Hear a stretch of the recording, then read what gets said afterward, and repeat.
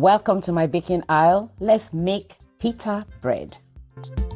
In the bowl of your stand mixer, add 260 grams of warm water. Then add 6 grams of salt, 20 grams of sugar, and 6 grams of instant dry yeast. Using a whisk, mix this together and allow it to rest for about 2 minutes.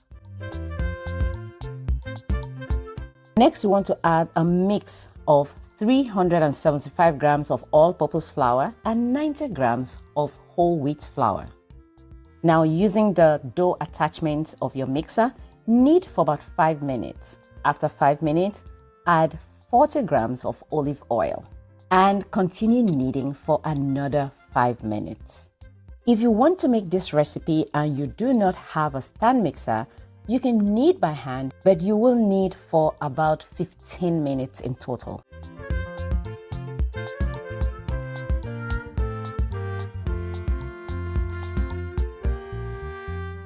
When your dough is smooth like this, transfer it to a dusted work surface and give it a few folds.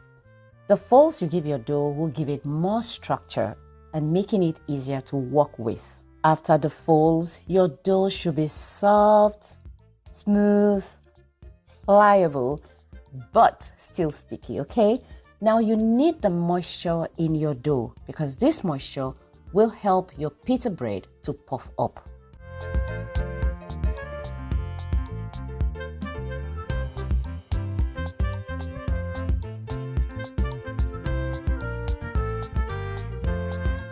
You want to place your dough in an oil bowl, making sure that you spread the oil all over that dough, okay? Now cover your bowl with a cling film and allow it to proof.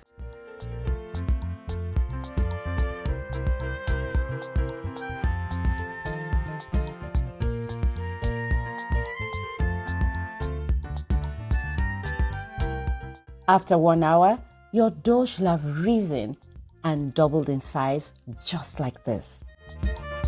Now you're going to remove the dough from the bowl and place it on a dusted work surface and shape it into a rectangle.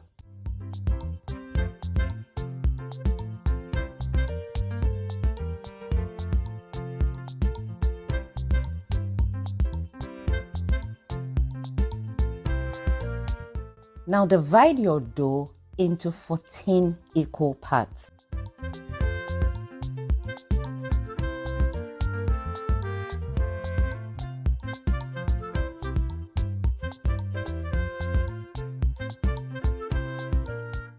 Now working with one dough per time, fold it inward to form a ball, just like this.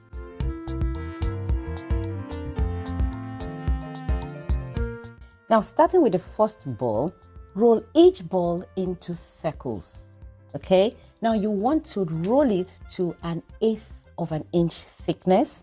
After you finish rolling each piece, place it on a dusted work surface while you roll the rest. Now to cook that dough, heat your skillet to medium heat. Now brush on some olive oil and place your dough on it. As soon as you notice any sign of bubble, flip the dough.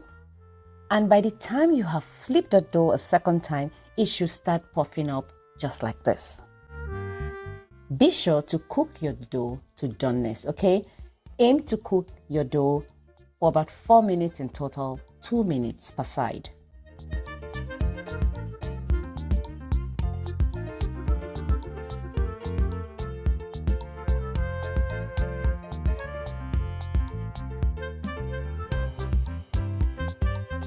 And here you have it.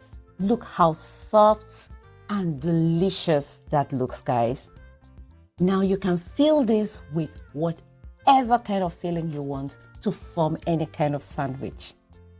Now the next thing you want to do is to hit that like button, okay? And also hit the subscribe button if you've not already done so. Now when you hit that button, don't forget to jiggle the bell beside the subscribe button so that you can get notification whenever I upload a new video.